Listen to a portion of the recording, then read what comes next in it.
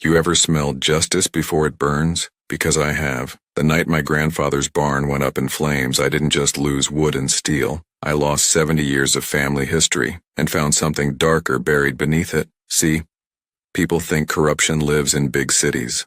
But out here in Iowa, it hides behind picket fences and HOA newsletters. It smiles at you from across the property line, holding a clipboard and talking about community standards. Her name was Brenda Kilpatrick, president of the Millfield Estates Homeowners Association. Sharp heels, sharper tongue. She thought burning my barn would erase the last reminder that her power had limits. What she didn't know was that the land she tried to control belonged to a federal judge who's put bigger people behind bars. For her, it was about property values. For me, it was about principle. Every inch of these 47 acres carries my grandfather's sweat, and every legal exemption he filed still stands like a wall she can't cross. So when Brenda torched that barn, she didn't end a nuisance. She ignited a federal case. And this time, the court isn't downtown. It's right here, on my soil. Welcome to Millfield County, where an HOA war turned into a corruption takedown, and one fire lit the match. The morning Brenda Kilpatrick marched up my gravel drive in her white Mercedes. She had no idea who she was dealing with. To her, I was just some gray-haired man with grease on his hands, coaxing life back into a tractor older than she was. What she didn't realize was that 27 years on the federal bench had taught me to smell corruption the way a farmer smells rain, long before it hits the ground. She called herself the president of Millfield Estates Homeowners Association. 847 identical houses stretched across land my family farmed before her subdivision even had a name. Her husband, Randy, built those houses, poured the sidewalks, and cashed every county contract he could grab. Together, they ran Millfield like royalty, dressed in tailored suits and hidden in bylaws. My land, 47 acres my grandfather Seamus carved out in 1952, stands right in the middle of their empire, but beyond their reach. He built a barn that still smells of oak and tobacco and filed exemptions so tight even modern lawyers can't untie them. That paperwork is my armor. Agricultural status, mineral rights, and protection under Iowa's Right to Farm Act. Brenda hates that barn. To her, it's an eyesore. To me, it's heritage. And that single clash between her manicured perfection and my soil-stained freedom is where everything starts. I wasn't looking for trouble. I came here for quiet, for the sound of wind through corn instead of courtroom walls. But when power forgets its limits and tries to redraw your property lines, you either kneel or you fight. And me? I've never been the kneeling type. It started like a scene from some small-town drama you'd never believe was real. A crisp September morning, sky so clear it almost looked innocent. I was elbow-deep in the carburetor of my grandfather's old John Deere when I heard the sharp rhythm of heels crunching gravel. That sound didn't belong on a farm road. Mr. Brennan, the voice came wrapped in sugar and authority. Brenda Kilpatrick, HOA president of Millfield Estates. 5'6" of pure confidence, dressed in a cream business suit, holding a clipboard like it was a weapon. She looked past me, straight at my barn, and sighed like she'd just spotted a crime scene. That structure of yours, she said, is visible from 17 homes. It's affecting our property values. I wiped oil off my hands and told her politely that my barn was grandfathered agricultural property, protected by law and outside her jurisdiction. Her smile tightened, the kind of smile lawyers notice before indictments. Then she dropped a line I wouldn't forget. There are creative ways to handle problems, Mr. Brennan. A week later, her creativity arrived in the form of Dale Hoffman, the county's code enforcement officer. He looked nervous, clipboard trembling, holding 14 anonymous complaints about my farm. Noise, dust, rodents, septic systems, you name it. Every accusation straight from a harassment manual. When I asked Dale who was behind it, he hesitated, then showed me a voicemail transcript from Brenda herself. She'd linked community standards to county contracts with Randy's construction company. It wasn't subtle. That's when I knew. This wasn't about barns or property lines anymore. It was about power, and someone was willing to weaponize bureaucracy to get mine. It didn't take long for polite smiles to turn into legal threats. One evening, just as the sun dipped behind the fields, my phone rang. 8:47 p.m. sharp. Brenda's voice smooth but dripping with warning. "Mr. Brennan," she said, "your interference with community enforcement is becoming disruptive. Problems tend to multiply." Then she hung up. No goodbye, no pretense. Just that little sentence, and part threat, part promise. 3 days later, I was served papers. A Millfield County lawsuit, filed by Hawthorne Sterling and Associates, a high-powered firm out of Des Moines. The complaint demanded the immediate demolition of my barn, claiming it posed structural danger and caused emotional distress to homeowners who had to look at it. They wanted $50,000 in damages, and apparently nostalgia costs extra these days. I sat at my kitchen table, coffee going cold, reading through pages of legal fiction dressed as public safety. It was laughable, but dangerous, because this wasn't just an HOA tantrum. The more I dug into county property records, the uglier it got. Over the last 18 months, 3 shell companies had quietly bought up nearly every agricultural parcel within 2 miles of Millfield Estates, each deed signed by the same purchasing agent, Kilpatrick Development Solutions, LLC, registered at Randy Kilpatrick's construction office. That's when the pieces clicked. The fines, the threats, the fake complaints, all of it was groundwork for something bigger, a land grab disguised as community concern. Brenda didn't want my barn gone because it was ugly. She wanted my land gone because it was valuable. And as a former federal judge, I knew exactly how to turn her greed into her undoing. When you've spent nearly 3 decades on the federal bench, you don't panic. You prepare. So the morning after that lawsuit hit my doorstep, I made one phone call.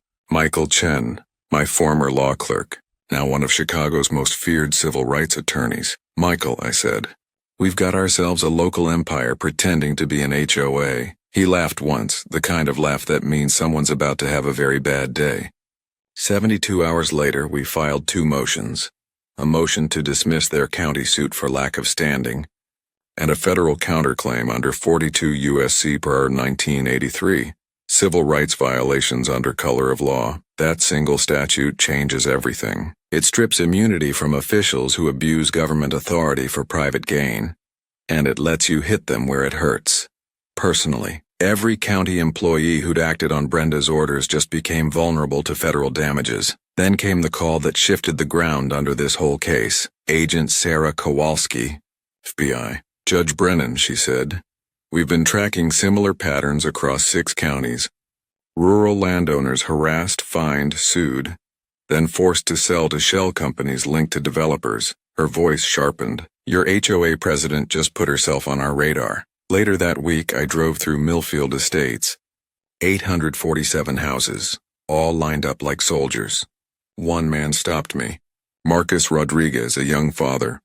Voice low, eyes tired. "Judge," he said, "thank you for fighting back. She's been ruining lives here for years."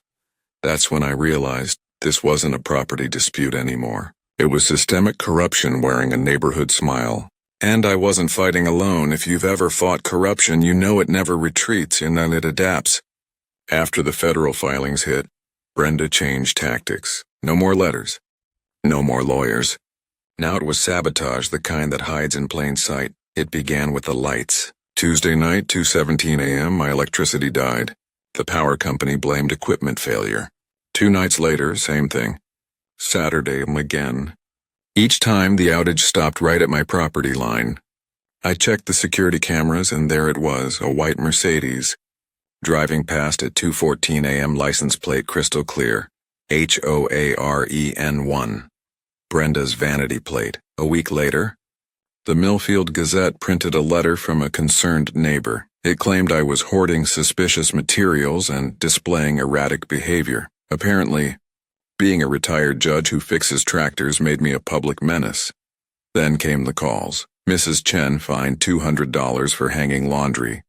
Tom Patterson, a veteran, fined for parking his motorcycle in his own driveway.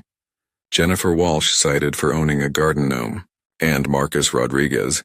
He told me Brenda warned his wife that immigration reviews can be unpredictable. He's a naturalized citizen of 20 years. That's when the FBI stepped in deeper. Agent Kowalski authorized electronic surveillance. Every outage, every fine, every whisper documented. It wasn't harassment anymore. It was pattern evidence. Brenda thought she was tightening the noose. What she didn't realize was that every petty threat, every flicker of that power line, every lie she spread, was building my federal case for me, line by line. It happened just before dawn. That familiar smell of diesel and oak splitting the air. By the time I stepped outside, the old corn barn my grandfather built in 1952 was a pillar of flame. The sky glowed orange, the metal roof shrieking in the heat. You don't forget that sound, the sound of 70 years collapsing into ash. I stood there barefoot in the dirt, and all I could think was, this isn't vandalism. This is strategy, because by then I knew Brenda Kilpatrick didn't act out of rage. She acted for profit. When the smoke cleared, I started digging, not in the ashes, but in county records. And buried deep in the Millfield Estates Incorporation filings, I found it. Section 47C, a clause no one ever talked about. It gave the HOA first right of refusal to buy any non-conforming property within a 2-mile radius, at 60% of assessed market value. A legal land trap. One fire, one forced sale, and they'd own my 47 acres for pennies. Then came the kicker. Brenda personally held $2.3 million in stock in Heartland Development Corporation, the same company listed as holding purchase options on every farm around me. Randy's company, meanwhile, had pulled $50 million in contracts building Millfield's roads, pipes, and homes. That fire wasn't random. It was the cleanup phase of a land grab, a calculated strike to force my hand. But instead of pushing me off this soil, it handed me probable cause for a federal racketeering case. Brenda thought she was burning history. What she actually burned was her own paper trail. By sunrise, my dining room didn't look like a farmhouse anymore. It looked like a federal command center. Stacks of files, evidence boxes, and 3 agents standing shoulder to shoulder beside my grandmother's oak table. Agent Sarah Kowalski had taken over the investigation, and she wasn't alone. She'd brought in 2 analysts from Des Moines, laptops glowing, maps pinned across my wall. "Judge," she said, "Millfield's not an isolated case. We've tracked 6 counties running the same playbook. Harassment, forced sales, developer shell companies. It was a blueprint." At the same time, Michael Chen assembled a legal strike team from Chicago. His specialty, civil rights litigation and municipal corruption. And while the FBI handled the criminal web, we handled the paper trail, every complaint, permit, and land transfer. Then the community stepped up. Marcus Rodriguez organized a secret meeting in the basement of St. Mary's Catholic Church. 47 residents showed up with envelopes full of fines, photos, and recordings. We spread them across the table. 247 violation notices in 3 years, targeting 187 families. People fined for chalk drawings, for flags, for parking in their own driveways. It wasn't rule enforcement, it was control. Meanwhile, Tom Morrison, editor of the Millfield Gazette, joined forces with the Des Moines Register. If Brenda's group tried to bury the truth, we'd make it national. Then came the break. FBI techs enhanced the barn fire footage. 3 vehicles, one of them Brenda's Mercedes. Chemical residue confirmed accelerant use. It wasn't just local harassment anymore. It was federal arson, civil rights abuse, and organized fraud. The fuse was lit, and this time it wasn't my barn that was about to burn. 3 days before the next HOA meeting, my driveway filled with dust and arrogance. A black SUV rolled up, followed by that same white Mercedes. Out stepped Brenda Kilpatrick, sunglasses reflecting my burned barn, and beside her, County Commissioner Dale Fitzpatrick, the man who signs the county's contracts. They came carrying a smile and a setup. Brenda started first. "Judge," she said, "we don't have to make this ugly. We can resolve this, privately." Then she placed a black leather briefcase on my hood and popped the latch. Stacks of cash, neat, crisp, and glowing under the morning sun. $400,000, she said. "Walk away from the land. No more inspections, no more fines, no more noise." I didn't answer. The FBI wire in my shirt was recording every syllable. That same week, retaliation exploded across Millfield. Maria Rodriguez, Marcus's wife, was suddenly fired from the county hospital. Mrs. Chen got hit with a tax reassessment, double her income. Tom Patterson fined for excessive noise while his motorcycle sat parked. And Jennifer Walsh, she had child services show up at her door over an anonymous tip. Every witness in my case was being targeted methodically. Then came the media smear. Anonymous posts calling me unstable. Fake audio clips spliced to make me sound corrupt. But the FBI traced the payments straight to Kilpatrick Development Solutions and a PR firm in Des Moines. Brenda thought she was untouchable. That day she didn't bribe a farmer. She incriminated herself on federal tape. And when I shut that briefcase, I wasn't closing a deal. I was locking her fate. When corruption starts to panic, it gets sloppy. The week after that bribe meeting, Brenda's circle went from bold to desperate, and they began using every institution they still controlled like a weapon. First came Marcus Rodriguez. He got a letter from Immigration Services questioning his citizenship, even though the man's been a U.S. citizen for 20 years. The sender? An assistant to Commissioner Fitzpatrick. Then Mrs. Chen woke up to a condemnation notice nailed to her front door, a government order claiming her roof was structurally unsafe. Funny thing is, no inspector had ever stepped foot on her property. By Friday, Tom Patterson, the veteran who'd testified for me, was arrested for public intoxication while standing sober in his driveway, holding a wrench. The deputy later admitted off record, orders came from above. And if that wasn't enough, the county's animal control showed up at my farm with a warrant for agricultural terrorism involving chickens. I don't own chickens. Never have. Then came the moment that told me the game was almost over. They tried to have me involuntarily committed to a psychiatric facility. Paperwork signed by Dr. Gerald Hoffman, brother of the code officer who started this, and countersigned by Judge Timothy Fitzpatrick, the commissioner's nephew. But when the deputies arrived, so did 2 FBI agents with cameras rolling. Every signature, every forged claim documented. By that evening, Agent Kowalski briefed me. 12 county officials, 6 business owners, all under federal investigation. 14 indictments ready. The arrests would happen publicly at the next HOA meeting. Brenda had spent years weaponizing power. Now that same power was about to put her in cuffs. It all came down to one night. The Millfield Community Center packed to the walls. 437 residents filled the seats, murmuring, restless, waiting for the monthly HOA meeting to start. On stage stood Brenda Kilpatrick, smiling like she still ran the county, clipboard in hand, pretending the storm wasn't already on her doorstep. I walked in carrying a small black USB drive, everything we'd gathered. The bribe recording, the financial charts, the footage from the barn fire, and the list of every property she and her husband had quietly tried to steal. When I plugged it into the projector, the room went silent. Her voice played first. 400,000, Judge, let's make this easy. Gasps, whispers, then the unmistakable click of FBI badges. Agent Sarah Kowalski stepped forward, calm but firm. Brenda Kilpatrick, you're under arrest for conspiracy, bribery, and obstruction of justice. Brenda froze. Commissioner Fitzpatrick tried to slip out the side door. Didn't make it 5 steps before 2 agents stopped him cold. In total, 14 arrests were made that night.